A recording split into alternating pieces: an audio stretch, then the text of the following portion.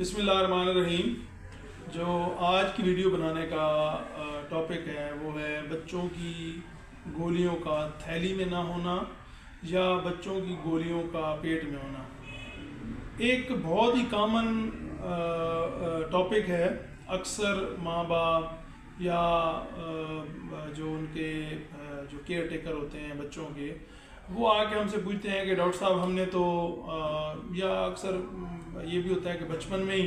نانی دادی نے بچوں کی مالش کرتے ہوئے یا کسی بھی موقع پہ دیکھ لیا پیمپر چینج کرتے ہوئے کہ بچے کی جو تھیلی ہے اس میں گولی ایک انہیں محسوس ہوتی ہے کہ نہیں ہے یا دونوں نہیں ہیں، یا انہیں محسوس ہوتا ہے کہ بچے کی تھیلی کا سائز بہت چھوٹا ہے۔ اگر اس کو چیک کرتے ہیں یا کسی نیئر بائی پیڈیاٹریشن یعنی چائلڈ اسپیشلسٹ کو دکھاتے ہیں تو وہ بتاتے ہیں کہ جناب اس کا تو گولیوں کا شاید مسئلہ ہے اور گولیاں تھیلی میں موجود نہیں ہیں، ٹھیک ہے۔ یا اکثر اوقات ایسا بھی ہوتا ہے کہ ہمارے پاس 6 7 7 8 سال کی عمر میں بھی بچے آتے ہیں کہ ان کے پیرنٹس نے یا اٹینڈنٹس نے نوٹ ہی نہیں کیا ہوتا کہ بچے کی گولیاں کیا تھیلی کے اندر ہیں یا نہیں ہیں۔ تو بلکہ 1 2 پیشنٹ میں تو پرائیویٹ میں ایسے بھی کر چکا ہوں جو 20 22 25 سال کی عمر پہ بھی ہمارے پاس آئے ہیں، ان کو بھی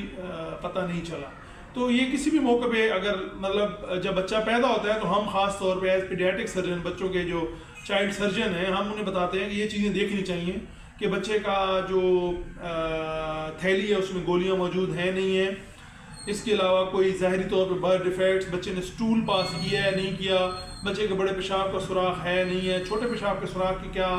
کنڈیشن ہے یا نہیں ہے، یہ کچھ چیزیں ہیں ایز اے پیڈیاٹرک سرجن تو ہم دیکھ لیتے ہیں، یا ایز اے پیڈیاٹریشن بھی کچھ جگہوں پہ پیڈیاٹریشن جو ہوتے ہیں چائلڈ اسپیشلسٹ وہ بھی بچہ جب ریسیو کرتے ہیں گائناکالوجسٹ سے تو وہ بھی اس چیز کو اسیس کر کے بتا دیتے ہیں، لیکن کبھی کبھار یہ چیزیں مس ہو جاتی ہیں۔ اب بات آ جاتی ہے کہ بچوں کی گولیاں تھیلی میں کیوں نہیں ہوتی۔ اس کے ایک آپ کو چونکہ یہ ویڈیوز ہوتی ہیں عام پیشنٹس کی رہنمائی کے لیے، تو اس میں میں زیادہ تر ڈاکٹری لینگویج کوشش کرتا ہوں کہ نہ یوز کی جائے۔ تو بیسیکلی جب بچہ ماں کے پیٹ میں بن رہا ہوتا ہے تو یہ جو گولیاں ہوتی ہیں بچے کے پیٹ میں ہوتی ہیں، اور اس کا ایک خاص پروسیس ہوتا ہے وقت کے ساتھ ساتھ جب بچے کی پیدائش ہونے کے قریب ہوتی ہے تو یہ گولیاں نلوں کے ذریعے تھیلی میں آتی ہیں، گوئنل کینال کے تھرو۔ اب یوزلی کچھ بچے جن میں یہ جو پروسیس ہے کسی بھی وجہ سے رک جائے یا بچے کی پری میچور پیدائش ہو جائے 6 7 مہینے پہ، تو عموماً ایسے بچوں میں وہ جو رستہ ہے وہ بند بھی نہیں ہوتا اور گولیاں بھی نیچے نہیں آتی۔ تو at a same time usually 2 مسائل پیدا ہوتے ہیں کہ ساتھ میں ہرنیا بھی ہوتا ہے کہ رستہ بند نہیں ہوتا، تو رستہ بند نہ ہو تو وہاں سے کچھ نہ کچھ پیٹ سے پانی یا آنت کے وہ مطلب حصہ آ رہا ہوتا ہے، تو اس کو ہرنیا بولتے ہیں، ساتھ ہی گولی بھی کہیں نہ کہیں اس حصے میں سٹک ہوتی ہے، تو اس کو ہم انڈیسینڈیڈ ٹیسٹیز یا گولیوں کا نیچے نہ پہنچ سکنا کہتے ہیں، ٹھیک ہے۔ اب یہ ایک جب مسئلہ پیدا ہو جاتا ہے تو پیرنٹس اکثر پریشان ہوتے ہیں، یوزلی فرسٹ اگر چائلڈ ہو یا جو بچے فیملی میں آپ یہ کہہ لیں کہ 2 4 5 جو پیشنٹس ہوتے ہیں جن کی 2 4 پہلے اولاد ہوتی ہے، فیمیل چائلڈ ہوتے ہیں، جیسے آج میں نے ایک سرجری کی، ان کے 6 سال بعد اللہ نے انہیں بیٹے سے نوازا تو اس کا یہ مسئلہ تھا۔ تو اس طرح کے مسائل اگر ہوں تو وہ اور ہی زیادہ پیرنٹس جو ہوتے ہیں وریڈ ہو جاتے ہیں، پریشان ہو جاتے ہیں۔ تو اس سلسلے میں کیا کرنا چاہیے؟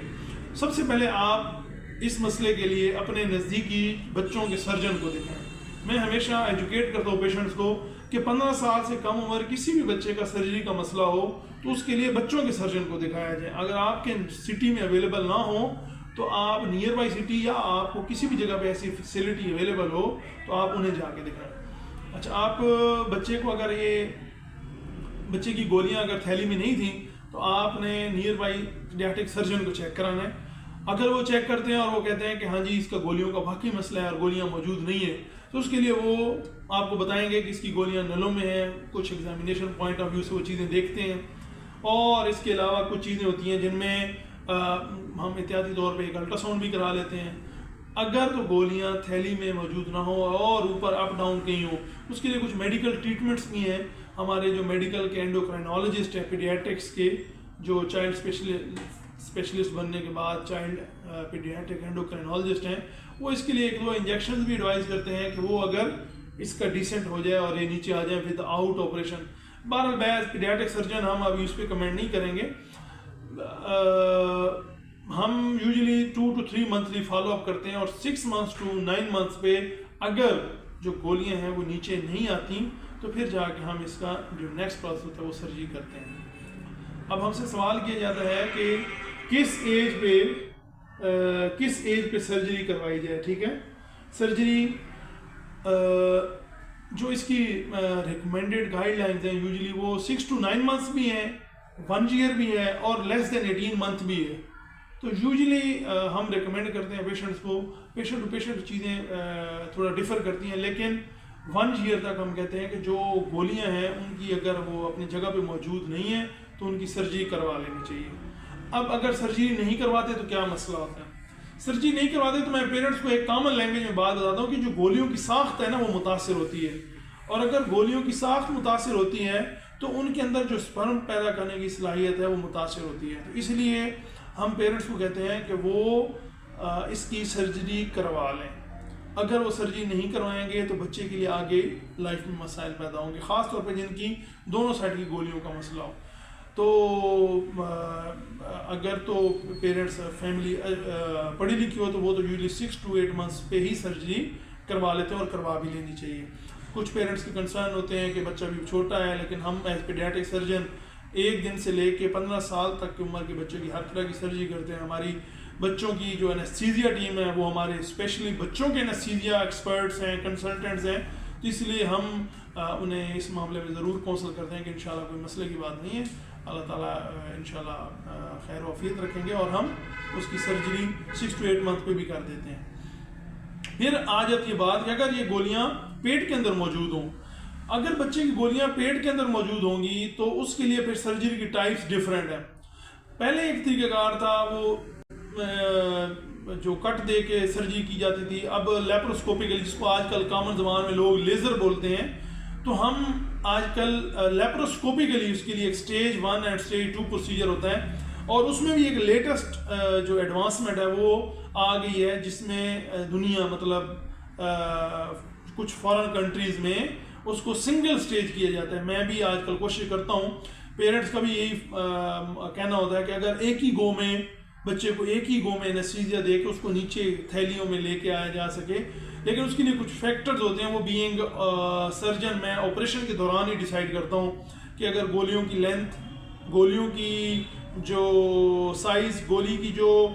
واس ڈیفرنس، اس کو مردانہ ناڑ ہم بولتے ہیں، یا جو خون کی سپلائی ہے وہ اتنی ہو کہ ہم اس کو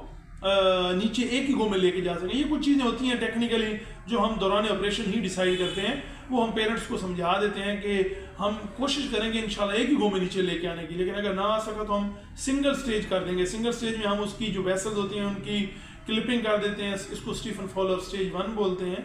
اور جو سیکنڈ سٹیج ہوتی ہے اس میں پھر ہم